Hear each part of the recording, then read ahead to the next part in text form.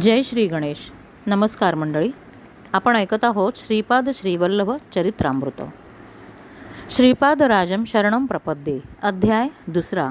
सिद्धयोगाचे दर्शन, विचित्रपुरीचा वृत्तांत. मी मरुत व मलई या पुण्यस्थळी घडलेल्या रोमहर्षक अनुभवाचे मनन करीत श्रीपाद श्रीवल्लभ स्वामींचे स्मरण करीत पुढील प्रवासास प्रारंभ केला. मार्गात अनेक पुण्यात्मांचे, थोर संतांचे दर्शन घेत मी मार्गक्रमण करीत होतो. या प्रवासात आश्चर्याची गोष्ट अशी की काही न मागता भोजन मिळत असे. पांड्य देशातील कदंबवनात जाईपर्यंत माझ्या शरीराचे वजन क्रमाक्रमाने कमी होत होते. या प्रांतात अति जागृत असे शिवलिंग होते. त्याचे मी दर्शन घेतले व विश्रांतीसाठी शिवालयात थोडा वेळ थांबलो. नंतर प्रवास करण्यास सुरुवात केली. मार्गात मला सिद्ध योगींद्र नावाच्या एका महान तपस्व्यांचा आश्रम लागला. मी आश्रमात जाऊन त्या महापुरुषांचे चरणी नतमस्तक झालो. त्यांनी मोठ्या वात्सल्यपूर्ण भावाने माझ्या डोक्यावर हात ठेवला आणि श्रीपाद श्रीवल्लभ दर्शन प्राप्तिरस्तू असा तोंड भरून आशीर्वाद दिला. त्यांच्या चरणस्पर्शाने माझे शरीर कापसासारखे हलके वाटू लागले होते. ते महायोगी मला म्हणाले, तू दर्शन घेतलेले ते शिवलिंग अत्यंत जागरूक आहे. त्याची कथासुद्धा मोठी रंजक आहे. देवेंद्राने आपल्या सामर्थ्याने अनेक राक्षसांना मारून टाकले, परंतु त्यांच्यातील एक राक्षस पळून गेला व त्याने महादेवाची तपस्या करण्यास सुरुवात केली. तो ध्यानस्थ असताना इंद्राने त्या राक्षसास निर्दयतेने ठार केले. त्याच्या हत्येमुळे इंद्राचे सारे तेज लोप पावले व तो निस्तेज दिसू लागला. या पापाचे क्षालन करण्यासाठी त्याने अनेक तीर्थांचे दर्शन घेतले. पांड्य देशातील कदंब वनात तो आला आणि काय आश्चर्य, तेथील शिवलिंगाच्या प्रभावामुळे तो पूर्वीसारखा कांतिमान आणि तेजस्वी दिसू लागला. त्याला अत्यंत आनंद झाला व त्या क्षेत्राचे महात्म्य जाणून घेण्याची उत्कंठा लागली. इंद्राने ते वन मोठ्या उत्सुकतेने पाहिले तेव्हा त्या दिव्य शिवलिंगाचे दर्शन झाले. मोठ्या भक्तिभावाने त्याने त्याचे पूजन अर्चन केले. नंतर त्या स्वयंभू लिंगावर हे सुंदरसे देवालय बांधले. हे इंद्राने प्रतिष्ठापना केलेले शिवलिंग समस्त पापांचे हरण करणारे असून अत्यंत मंगलदायक आहे. पुण्यवंतांना, श्री दत्तप्रभूंच्या भक्तांना विनासायस याचे दर्शन घडते. मी त्या महायोगाचे वक्तव्य ऐकून अत्यंत रोमांचित झालो होतो. मोठ्या श्रद्धाभावाने त्यांचे चरणकमली मी नमस्कार केला तेव्हा त्यांनी या शिवलिंगाचे पुन्हा एकदा दर्शन घेण्यास सांगितले. मी त्यांच्या आदेशानुसार पुन्हा त्या वनात गेलो. तेथे मला अतिशय सुंदर असे शिवालय दिसले, पण मी पाहिलेले शिवमंदिर हे नव्हतेच. मला हे मंदिर श्री मीनाक्षी सुंदरेश्वराच्या मंदिरासारखे अप्रतिम वाटले. मी मोठ्या श्रद्धेने शिवलिंगाचे दर्शन घेतले व श्री सिद्ध योगींद्राकडे येण्यास निघालो. तेथील परिसर जनसमुदायाने भरलेल्या एका शहरासारखा वाटला. योगींद्रांचा आश्रम मात्र सापडला नाही. मी श्रीपाद श्रीवल्लभ स्वामींचे मनात चिंतन करून पुढे प्रवास करण्यास प्रारंभ केला तेव्हा सूर्यास्त होऊन अंधकार चोहीकडे पसरला होता. मी मार्गक्रमण करीतच होतो. माझ्या मागून प्रकाशाचा झोत आल्यासारखा वाटल्याने मी मागे वळून पाहिले. मागे 3 शिरे असलेला एक सर्प येत होता. त्याच्या मस्तकावर 3 दिव्य मणी होते. त्याचाच प्रकाश मला मार्ग दाखवित होता. मी अत्यंत भयभीत झालो होतो. माझ्या हृदयाचे स्पंदन वाढत होते. मी श्रीपाद श्रीवल्लभांच्या दिव्य नामाचा उच्चार करीत पुढे चाललो होतो. त्या सर्पाचा उजेड मार्गप्रदर्शन करीत होता. शेवटी मी कसाबसा श्री सिद्ध योगींद्रांच्या आश्रमात पोहोचलो. तेव्हा तो दिव्य सर्प व त्याचा प्रकाश तत्काल अदृश्य झाला. सिद्ध योगींद्रांनी माझे मोठ्या प्रेमाने स्वागत केले व केळीच्या पानात भाजलेले गरम गरम चणे प्रसाद म्हणूनही दिले. मी ते पोटभर खाल्ले, परंतु माझ्या हृदयातील धडपड काही कमी झाली नव्हती. तेव्हा त्या दयामूर्ती योगेश्वरांनी मोठ्या प्रेमभावाने माझ्या धडपडत्या छातीवर हात फिरवला. नंतर तो दिव्य हस्त माझ्या मस्तकावरून फिरवला व माझ्या डोळ्यांनाही प्रेमस्पर्श केला. त्या करुणामय स्पर्शाने माझ्या हृदयातील सारी धडधड पळून गेली. तसेच मनातले वाईट विचार, दुष्ट संकल्प बाहेर निघून जात असल्याचेही मला जाणवले. हृदय एका अनामिक आनंदाने भरून गेले. श्री दत्त महिमा, श्रीपाद श्रीवल्लभ स्वामींचा अनुग्रह संपादन करण्यास योग्यता. यावेळी सिद्धयोगी म्हणाले, तू दर्शन घेतलेले शिवलिंग आणि त्यानंतर दर्शन घेतलेले श्री सुंदरेश्वराचे मंदिर ही 2 वेगवेगळी देवालये नाहीत. तुला अशा प्रकारचा अनुभव घडवून आणावा अशी श्री दत्तात्रयांची अनुज्ञा होती, म्हणून तुला अशी वेगळी मंदिरे दाखवली. श्री दत्तांच्या कृपाप्रसादाने काळास मागे नेऊन देवेंद्रांनी प्रतिस्थापना केलेली मूर्ती, त्यावेळचा परिसर तुला दाखवला. तू पाहिलेली सारी सृष्टी श्री दत्तप्रभूंच्या केवळ संकल्पाने भविष्य वर्तमानामध्ये बदलू शकते. वर्तमान काळ भूतकाळ व भूतकाळ वर्तमानात परिवर्तित होऊ शकतो. भूतकाळातील घडलेल्या साऱ्या घटना वर्तमान काळात घडत असलेल्या व भविष्यकाळी साऱ्या घटना श्री दत्तप्रभूंच्या संकल्पानुसारच घडतात. एखादी गोष्ट घडणे न घडणे अथवा वेगवेगळ्या प्रकारे घडण्यास श्री दत्तप्रभूंचा संकल्पच कारणीभूत असतो. ज्या संकल्पाने सृष्टीची उत्पत्ती स्थिती व लय होतो त्या महासंकल्पाचे प्रणेते प्रत्यक्ष श्री दत्तप्रभूच आहेत. तेच सगुण रूपात पिठिकापुरम या क्षेत्री श्रीपाद श्रीवल्लभ या नावाने अवतरले आहेत. तेथील लोकांनी त्यांचे स्वतः स्वरूप जाणले नाही, परंतु कुरवपूर येथील मासे पकडणाऱ्या कोळी लोकांनी त्यांच्यावर नितांत श्रद्धा ठेवली व अल्पज्ञ असूनही ते स्वामींच्या कृपाप्रसादाने भवसागर आनंदाने पार करून गेले. श्रीपाद श्रीवल्लभांची कृपा संपादन करण्यासाठी आपल्यातील अहंकार हा पूर्णपणे नाहीसा झाला पाहिजे. ज्यावेळेस आपले हृदय काम क्रोध लोभ मोह मद मत्सर या षड्रिपेतून मुक्त होऊन जेव्हा शुद्ध होईल त्यावेळी स्वामींची कृपा होण्यास मुळीच विलंब लागणार नाही. देवेंद्राने प्रतिष्ठापित केलेले ते शिवलिंग धनंजय नावाच्या एका व्यापाराने पाहिले. त्याने त्या शिवलिंगाचा महिमा आपल्या देशाचा राजा कुलशेखर पांड्यास सांगितला. ही शिवाज्ञाच मानून त्याने त्या मंदिराचा जीर्णोद्धार केला व तेथे एका नगराची स्थापना करून त्याला मधुरानगर असेही नाव दिले. कुलशेखर याचा पुत्र मलयध्वज आपल्या पित्याप्रमाणेच ईश्वर भक्त होता. त्याने संतान प्राप्तीसाठी पुत्रकामेष्ठी यज्ञ केला होता. या यज्ञकुंडातून एक 3 वर्षाची अतिशय लावण्यवती अशी कन्या अवतरित झाली. तिला पाहून राजा व यज्ञ करणारे सारे विप्र ऋषीगण अत्यंत आनंदित झाले. ही कन्या म्हणजेच मीनाक्षी देवी. तिचा विवाह पुढे सुंदरेश्वराबरोबर झाला.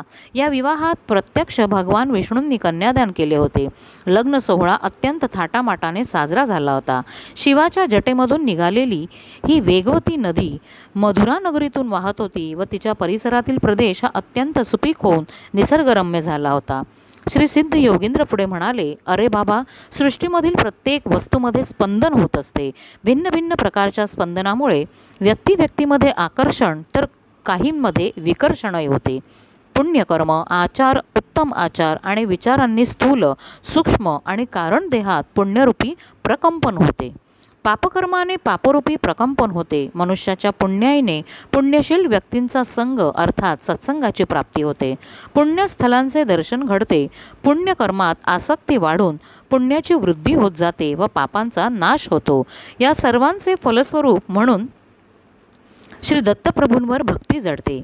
अरे बाबा शंकर भट्टा, तुझ्यावर श्रीपाद श्रीवल्लभांची अपार कृपा असल्यामुळेच तू आज येथे येऊ शकलास. माझ्या सद्भाग्याचे मलाच आता खूप आश्चर्य वाटत होते. श्रीपाद श्रीवल्लभांच्या दर्शनाची तळमळ आता दर क्षणी वाढत होती. केव्हा एकदा कुरवपुरी जाऊन श्रींच्या चरणी नतमस्तक होईन असे झाले होते. अशा स्थितीतच आता मला निद्रा लागली होती. दुसऱ्या दिवशी सकाळी उठलो तर आश्चर्याचा धक्काच बसला. मी एका उंचशा टेकडीवरील पिंपळाच्या झाडाखाली होतो. जवळपास कोणी माणसे नव्हते. मी रात्री ज्या सिद्ध योगींद्रांच्या आश्रमात राहिलो होतो तो आश्रम दिसत नव्हता. मला वाटले रात्रभर ज्या आश्रमात राहिलो श्री सिद्ध योगीच्या वचनामृताचा आस्वाद घेतला तो एक भ्रम होता काय, असे नाना विकल्प आता मनात येऊ लागले. तेव्हा मी आपले सामान आवरून घेऊन पुन्हा प्रवास सुरू केला. सकाळी निघालेला दुपार झाली तरी मी चालतच होतो. थोड्याच वेळात एक लहानसे गाव दिसले. मला अत्यंत भूक लागली होती. मी ब्राह्मणांच्या शिवाय इतर कोणाचंही अन्न ग्रहण करीत नसे. त्या गावात एकही ब्राह्मण नव्हता. ते एक गिरिजन लोकांचे गाव होते. त्यांचा मुख्य माझ्याजवळ आला व मला म्हणाला, आमच्या गावात कोणीच ब्राह्मण नाही. आम्ही तुला फळे व मध देतो. त्याप्रमाणे त्या वृद्ध गृहस्थाने मला फळे व मध आणून दिले. मी ते खाणार एवढ्यात एक कावळा उडत आला आणि त्याने माझ्या डोक्यावर येऊन बसला आणि चोचीने डोक्यास इजा करू लागला. मी त्याला हाकलण्याचे खूप प्रयत्न केले परंतु सगळे व्यर्थच गेले.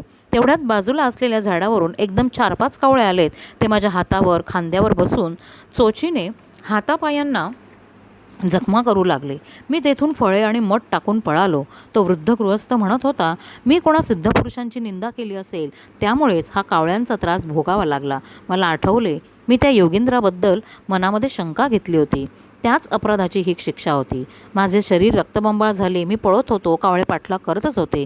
श्री श्रीपाद श्रीवल्लभांची मनोमन प्रार्थना केली आणि या संकटातनं सुटका करण्याची विनंती केली. तेव्हा मला समोर एक औदुंबराचे झाड दिसले. मी त्या झाडाखाली विश्रांतीसाठी बसलो. त्यावेळी मला जाणवले की माझ्या शरीरातून एक प्रकारचा दुर्गंध येत आहे. त्या वासामुळे जवळपास आलेल्या वारुळातून सर्प बाहेर आले आणि दंश करण्यास सुरुवात केली. त्यांच्या त्या विषाने मी मृतप्रायच झालो. तोंडातून फेस येत होता. हृदयाचे ठोके मंद गतीने चालले होते. मृत्यू केव्हा येईल काहीच सांगता येत नव्हते. सायंकाळ झाली. धोबी कपडे धुवून वाळवून कपड्यांचे गाठोडे गाढवावर घेऊन ते घरी जात होते. माझी स्थिती पाहून त्यांना दया आली. त्यांनी मला एका गाढवावर बसवले व त्यांच्या गावातल्या चर्मवैद्याकडे घेऊन गेले. त्या वैद्याने वनातील काही मुळ्याचा रस काढून मला पिण्यास दिला. सर्पदंश झालेल्या जागेवर थोडी पाने बांधली. पिंपळाच्या कोवळ्या पानांचा रस काढून तो जखमेवर लावला. माझ्या दोन्ही कानात पिंपळांच्या पानांचे देठ ठेवले होते. विष जसजसे पिंपळाच्या पानात उतरू लागले तसतशा वेदना असह्य होऊन मी ओरडू लागलो. विष पूर्ण उतरून गेल्यावर मला जरा बरे वाटले. मी रात्र त्या वैद्याच्या घरीच काढली. तो वैद्य श्री दत्तप्रभूंचाच भक्त होता. तो रात्रीच्या वेळी आपल्या कुटुंबासह मधुर आवाजात दत्तप्रभूंचे भजन गात होता. मी पलंगाजवळ निजलो होतो. त्यांच्या त्या रसभरीत कीर्तन गायनाने माझे हृदय श्री दत्तप्रभूंच्या अनुकंपेने भरून आले होते. त्या वैद्याने केलेल्या उपचारांनी मी आता पूर्ण बरा झालो होतो. त्याचे हे उपकार कसे फेडावे हे मला समजत नव्हते. भजन संपवून तो वैद्य माझ्याकडे आला. त्याचे नेत्र करुण रसाची जणू काही वर्षाच करत होते. तो म्हणाला, माझे नाव वल्लभदास आहे. मी चर्मकारांचा वैद्य आहे. मी नीच जातीचा असलो तरी मी जाणतो की तुम्ही श्रीपाद श्रीवल्लभांच्या दर्शनासाठीच निघाला आहात. तुम्हाला कावळ्यांकडून त्रास झाला व सर्पदंश का झाला हे सुद्धा मला माहीत आहे. आपले नाव शंकर भट्ट आहे हेही मी जाणतो. त्याच्या या अचूक वक्तव्याने मी अगदी अवाकच झालो. मला वाटले श्री वैद्यास ज्योतिषशास्त्राचे ज्ञान असावे. हा विचार मनात येताच वल्लभदास म्हणाला, नाही, मी ज्योतिषी नाही. श्री पिठिकापुरम म्हणजे पंडितांचे माहेरघर. सांग वेदार्थ सम्राट अशी पदवी मिळवलेले श्री मल्लादी बापन्ना अवधानलू यांनी सुद्धा या पुण्यभूमीतच निवास केला होता. परंतु हे प्रगाढ वेदज्ञान असलेले पंडित अहंकारामुळे श्रीपाद श्रीवल्लभांचे खरे स्वरूप काही जाणू शकले नाही. शुष्क वेदांत अर्थहीन तर्कवितर्क करणारे पंडित श्रीपाद श्रीवल्लभांच्या कृपेचे पात्र होऊ शकले नाही. तुला टोचून जखमा केलेले हे कावळे हे पूर्वजन्मीचे पुटकापिरम येथील महाअहंकारी पंडितच होते. त्यांनी आपले जीवन श्रीपाद श्रीवल्लभांचे महात्म्य न जाणता आपल्या ज्ञानाच्या अहंकारातच व्यर्थ घालवले. ते मृत्यूनंतर स्वर्गलोकास गेले. तेथे इंद्राने त्यांचा वेदपंडित घनपाठी म्हणून सत्कार केला. परंतु जेव्हा त्यांना भूक लागली व भुकेने जीव व्याकुळ झाला तेव्हा त्यांना खाण्यासाठी कोणीच काहीच दिले नाही. इंद्र म्हणाला, तुम्ही पृथ्वीवर असताना दानधर्म केला असता तर एका दाण्यासाठी 1000 दाणे आमच्याकडून मिळाले असते. परंतु तुम्ही कोणालाही कधीही काही दान दिले नाही, तेव्हा तुम्हाला आता आम्ही काहीच देऊ शकत नाही. तुम्ही या लोकात स्वेच्छेने कितीही काळ राहू शकता, परंतु अन्न पाणे वाचून. इतके स्वर्ग सुखे खरोखर शिक्षेसारखे वाटत होती. इंद्र पुढे म्हणाला, हे पंडितांनो, तुम्ही पादगायीसारख्या पवित्र स्थळी राहून सुद्धा श्रद्धा भक्ती निष्ठेने आपल्या पितरांना कधी पिंडदान केले नाही. आईवडिलांचा योग्य तो सन्मान न करता त्यांच्या औषध पाण्यासाठी एवढा खर्च झाला असे कृतज्ञतेने उद्गार तुम्ही मात्र वारंवार काढले. श्रीपाद श्रीवल्लभांना श्री दत्तप्रभूंचे अवतार न मानण्याएवढे तुम्ही अंध झालात. श्रीपाद श्रीवल्लभांच्या नामस्मरणाने पवित्र झालेल्या भक्तांचे रक्तप्राशन केल्यावरच तुम्हाला उत्तम गती लाभेल. वल्लभदास सारी कहाणी सांगत होता. तो म्हणाला, शंकर भट्टा, हे कावळे ते सर्प पूर्वजन्मीचे अहंकारी पंडित होते. त्यांनी तुझे रक्त चाखले व ते आता उत्तम गतीस प्राप्त झाले. वल्लभदास पुढे म्हणाला, ब्राह्मण सत्यनिष्ठ असावा, क्षत्रिय धर्मबद्ध असावा, वैश्यांनी व्यवसाय व्यापार गायीचे रक्षण क्रयविक्रय आदी व्यवहार करावे. शूद्रांनी प्रेमस्वरूप राहून सेवा करावी. भगवंताच्या भक्तीसाठी मात्र वर्ण जात कुळ श्रीमंत गरीब स्त्री पुरुष असा भेदभाव नसतो. भगवंत भक्ताचा केवळ प्रेमभाव श्रद्धा आणि दृढ विश्वास पाहतो. मानव कोणत्याही वर्णात जन्मला तरी त्याने स्वधर्मानुसार कर्म करावे. वल्लभदास पुढे म्हणाला, तू लहान असताना श्री विष्णुमूर्तीचे ध्यान श्लोकाचे पठण करीत होतास. त्यावेळी तू विनोदाने एका श्लोकाचा चूक अर्थ आपल्या मित्रांना सांगत होता. तो श्लोक असा होता, शुक्लांबरधरं विष्णुं शशिवर्णं चतुर्भुजं प्रसन्नवदने ध्यायेत् सर्व विघ्नोपशांतये. याचा विनोदार्थ केलेला अर्थ श्री दत्तप्रभूंना आवडला नाही. त्याची शिक्षा म्हणून तुला धोबी लोकांनी गाढवावर बसवून आणले. शेवटी चर्मकारांच्या गावात पोचविले. तुझी अशी दुर्गती करण्यामागे श्रीपाद श्रीवल्लभांचा विनोदाबरोबर तुला काही पाठ शिकवून तुझ्यातील अहंकार दूर करण्याचा मानस होता. त्या दयाघन श्रीपाद श्रीगुरूंनी प्रत्येक क्षणी आपल्यावर दृष्टी टाकली ही गोष्ट ध्यानात असू दे. श्री वल्लभदासांच्या हितोपदेशाने मी कृतकृत्य झालो. माझ्यातील ब्राह्मण असल्याचा अहंकार नाहीसा झाला. मी वल्लभदासांचा पाहुणचाट स्वीकारला. 2-3 दिवस राहून पुढे चिदंबरमला जाण्यास निघालो. चिदंबरला पोहोचण्याच्या आधीच विचित्रपूर नावाचे गाव लागले. त्या गावाच्या नावाप्रमाणे राजाही विचित्रच वर्तन करणारा होता. त्या राजस एक मुलगा होता, परंतु तो मुका असल्याने राजा नेहमीच उदास असे. त्याला वाटे की ब्राह्मणांनी यज्ञ कर्मलोप असा यज्ञ केल्याने त्यांचा मुलगा मुका झाला असावा. तो ब्राह्मणांचा आता अपमान करून त्यांना गाढवावर बसवून त्यांची मिरवणूक काढत असे. ब्राह्मणांना दान म्हणून राजगिऱ्याची भाजी देत असे. त्या राज्यात ब्राह्मण आपला अहंकार विसरून अगदी दयनीय स्थितीस प्राप्त झाले होते. एका विद्वान ब्राह्मणास राजाने मुकभाषेवर ग्रंथ लिहिण्याची आज्ञा केली. त्या राजज्ञानुसार ते राजगुरू ब्राह्मण मुकभाषेवर संशोधन करू लागले.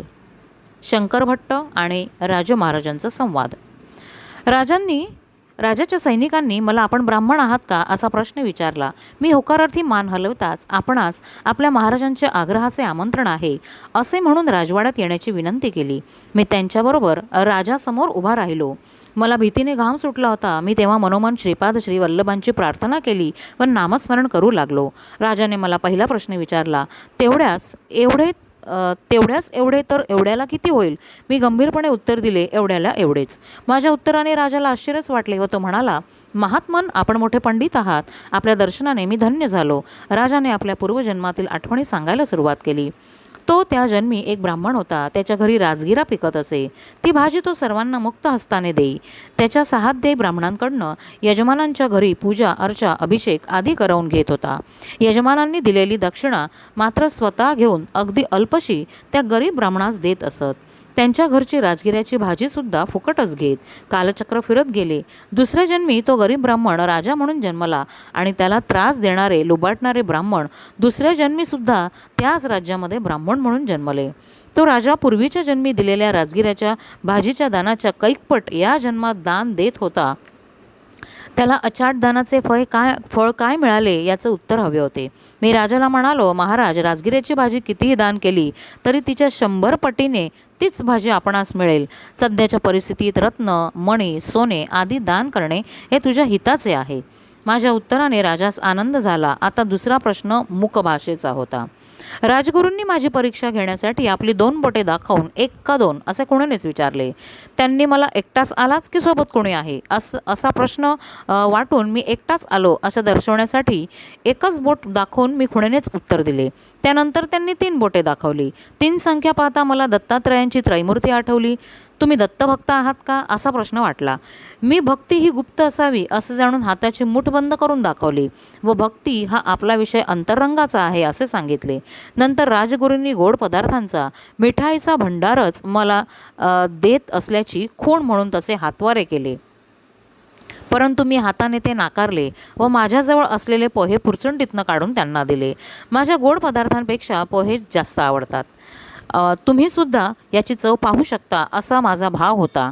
माझ्या उत्तरांनी राजगुरू अतिप्रसन्न झाले आणि राजास म्हणाले, राजा हा फार मोठा पंडित आहे. हा मुख्यांच्या भाषेत सुद्धा मोठा पंडित आहे. 2 परीक्षांमध्ये तर मी आता सफल झालो होतो. आता तिसरी परीक्षा डोळ्यासमोर भेडसावत होती. राजगुरूंनी सांगितले, चमक मधील श्लोक वाचून त्याचा अर्थ सांगावा. मी श्रीपाद श्रीवल्लभांचे मनोमन स्मरण करीत एक श्लोक वाचला व त्याचा अर्थ सभेत समजावून सांगितला. मी सांगितलेला अर्थ असा होता, एकाचमे म्हणजे 1, तिस्त्रचमे म्हणजे एकाला 3 जोडले असता 4 होतात व त्यांचे वर्गमूळ 2 येते. पंचचमे म्हणजे 4त 5 मिसळल्यास 9 होतात, त्याचे वर्गमूळ 3 येते. सप्तचमे वर आलेल्या 9 मध्ये 7 मिसळल्यास 16 येतात व त्याचा वर्गमूळ 4 येतो. नवचमे म्हणजे वरील 16 संख्येत 9 मिसळले असता 25 येतात आणि त्याचा वर्गमूळ 5 येतो. एकादशचमे म्हणजे वरील 25 मध्ये 11 मिसळल्यास 36 येतात व त्याचे वर्गमूळ 6 येते. त्रयोदशचमे म्हणजे वरील 36 संख्येत 13 मिसळल्यास 49 येतात व त्याचे वर्गमूळ 7. पंचदशम चमे म्हणजे वरील 49 संख्येत 15 मिसळले असतात 64 होतात व त्यांचे वर्गमूळ 8 येते.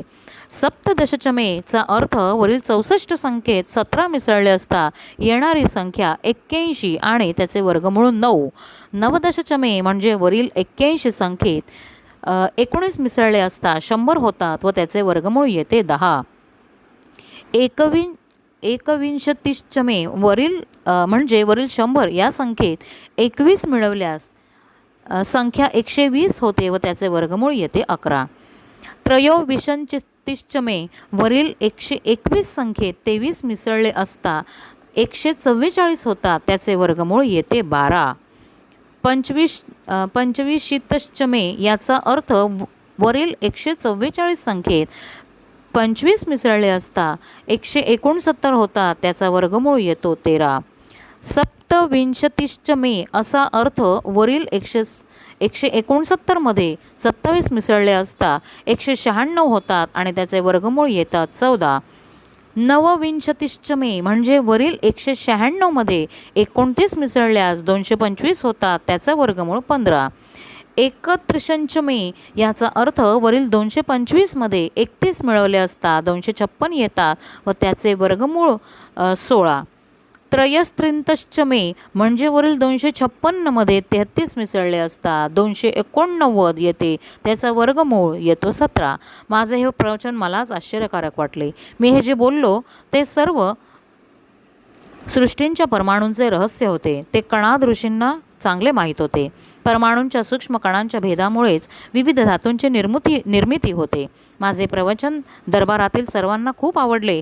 राजाच्या सर्व प्रश्नांना समर्पक उत्तरे दिल्यामुळे व श्रीपाद श्रीवल्लभांच्या कृपेने मी त्या विचित्रपूर नगरातून सुरक्षितपणे बाहेर पडलो. श्रीपाद श्रीवल्लभांचा जय जयकार असो. जय श्री गणेश.